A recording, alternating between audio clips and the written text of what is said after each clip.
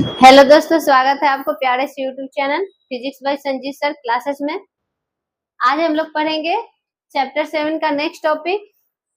तो देखिए, पिछले क्लास में हम लोग लैमार्कवाद का सिद्धांत तथा आलोचना, नौ लैमार्कवाद पढ़ चुके हैं। आज का टॉपिक है डार्विनवाद। तो देखिए, डार्विनवाद क्या होता है। तो जैव विकास की परिकल्पना का दूसरा सिद्धांत डार्विनवाद के रूप में प्रसिद्ध है।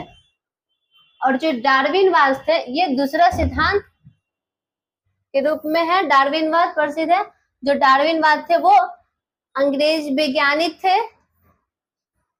इनका जन्म 12 फरवरी 1809 को हुआ था और इन्होंने प्राकृतिक वैज्ञानिक के रूप में विश्व का भ्रमण किए और इन्होंने अनेक द्वीप तथा महाद्वीपों का सर्वेक्षण किए, जिसके बाद उन्होंने अपनी परिकल्पना को प्रस्तुत की और ये परिकल्पना प्राकृतिक वर्ण का नाम दिया गया। तो देखिए, जो डार्विनवाद थे वो विश्व का भ्रमण किए थे और उन्होंने अनेक द्वीप तथा महाद्वीपों का सर्वेक्षण कर अपनी परिकल्पना को प्रस्तुत किए, जिसका नाम प्राकृतिक वर्ण दिया गया। और उनका एक बहुचर्चित पुस्तक था और वो बहुचर्चित पुस्तक का नाम on the origin of species है। तो इस प्रकार से डार्विनवाद है। नेक्स्ट है डार्विनवाद की व्याख्या। तो देखिए, डार्विनवाद ने व्याख्या दिए हैं, जिसमें से पहला है जीवों में प्रचुर संतान उत्पत्ति की क्षमता।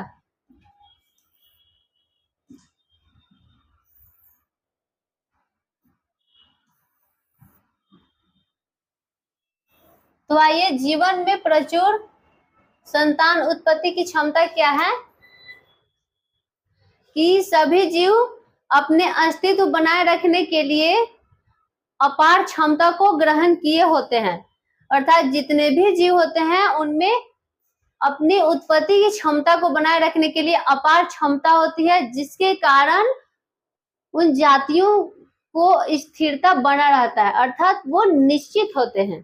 तो देखिए, सभी जीवों अपने अस्तित्व को बनाए रखने के लिए अपार क्षमता पाई जाती है तथा प्रकृति में प्रत्येक जातियों की संख्या लगभग निश्चित बनी होती है। तो इस प्रकार से यह जीवों में प्रचुर संतान की उत्पत्ति की क्षमता। नेक्स्ट है आबादी की संख्या में संतुलन। तो इसमें क्या होता है कि जितने भी पृथ्वी पर पाए जाने वाली आबादी है उनके बीच संख्याओं के बीच संतुलन बना होता है। तो यहाँ देखिए, इतनी बड़ी संख्या में संतान उत्पत्ति के बाद भी प्रत्येक जाति में लगभग स्थिर है, क्योंकि इनके बीच हमेशा संतुलन बना होता है। तो देखिए, यहाँ क्या है कि इतनी बड़ी संख्या है और इतनी बड़ी संख्या में संतान तो है, लेकिन फिर भी उनके जाति जो है लगभग स्थिर है। क्यों? क्योंकि उनके बीच संतुलन बना होता है। नेक्स्ट है जीवन का संघर्ष। तो देखिए, इसमें क्या होता है कि अधिक संतान उत्पन्न होने के कारण जो संतान होते हैं उनके बीच विकास कार्य तथा भोजन के लिए संघर्ष होना शुरू होता है। और ये संघर्ष इसलिए होता है क्योंकि यहाँ संसाधन और सुविधा दोनों सीमित होता है। देखिए, यहाँ संतानों के मध्य विकास, सुरक्षा, भोजन तथा उचित वातावरण के लिए संघर्ष करना पड़ता है, क्योंकि सुविधा और संसाधन दोनों सीमित होता है और इसे जीवन का संघर्ष कहा जाता है। नेक्स्ट है बदलते वातावरण के प्रति अनुकूलन। तो इसमें क्या होता है कि किसी भी स्थान का पर्यावरण जो होता है स्थिर नहीं रहता है, बल्कि वो हमेशा बदलते रहता है। तब उस स्थान पर रहने वाले जीव जंतु अपने आप को अनुकूलित करता है, क्योंकि वो वातावरण से प्रभावित होते हैं तब वातावरण में रहने के लिए अपने आप को ढालते हैं, और जो जीव अपने आप को नहीं ढालते हैं वो नष्ट हो जाते हैं। तो देखिए किसी भी स्थान का यहाँ वातावरण तो स्थिर नहीं रहता है, हमेशा परिवर्तन होते रहता है, तब उस स्थान में रहने वाले जीवों को भौतिकी वातावरण का सामना करना पड़ता है। ठीक, और वातावरण के अनुरूप ढालते हैं। हाँ, वहां के जीव जो होते हैं अपने आप को वातावरण के अनुरूप ढालते हैं, जो ढालते हैं वो जीवित रहते हैं तथा जो नहीं ढालते हैं वो सब नष्ट हो जाते हैं। नेक्स्ट है नई जातियों की उत्पत्ति। तो आइए नई जातियों की उत्पत्ति कैसे होती है। तो डार्विन के अनुसार जीवों में विभिन्नताएं पीढ़ी दर पीढ़ी एकत्रित होते जाता है। तो देखिए डार्विन ने अपने सिद्धांत में बताया कि जितने भी जीव हैं उनमें विभिन्नताएं पीढ़ी दर पीढ़ी एकत्रित होते जा रहा है, और ये विभिन्नताओं एकत्रित होने के कारण जीव जो है अपने पूर्वज से भिन्न होते जा रहे हैं, और ये विभिन्नताएं धीरे धीरे इतना बढ़ रही है कि जीव जो है एक नए जाति का रूप ले लेते हैं। तो देखिए एकत्रित होता है और उससे क्या होता है कि अपने पूर्वज से भिन्न हो जाते हैं, और धीरे धीरे इतनी भिन्नता बढ़ रही है कि ये नई जाति का जो जीव होते हैं वो नई जाति का स्थान ले लेते हैं। नेक्स्ट है डार्विनवाद की आलोचना। तो आइए देखते हैं डार्विनवाद की आलोचना क्या होता है। तो जो डार्विनवाद के आलोचक सर रिचर्ड ऑनवेन हैं।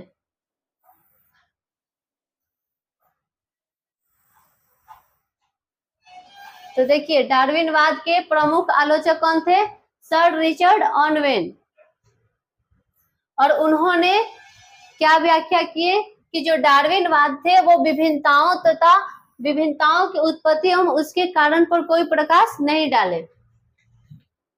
नेक्स्ट है कि डार्विन ने अंग का प्रयोग, अनुप्रयोग तथा अवशेषी अंगों का व्याख्या नहीं किए।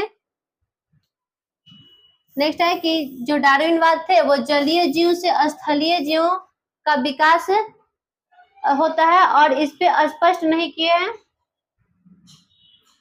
अगला है कि किसी भी मामले में अत्यधिक विशिष्टीकरण के कारण कोई भी जाति होता है विलुप्त की कगार पे चला जाता है, जिस बातों की व्याख्या डार्विनवाद नहीं किए हैं।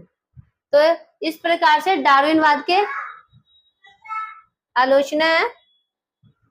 आइए देखते हैं नौ डार्विनवाद। तो देखिए नौ डार्विनवाद क्या होता है। तो डार्विनवाद ने अपने अन्वेषणों के आधार पर परिवर्तन को देखे, और ये परिवर्तन जो भी परिवर्तन होता है उस परिवर्तन को ही डार्विनवाद कहा जाता है, नौ डार्विनवाद कहा जाता है।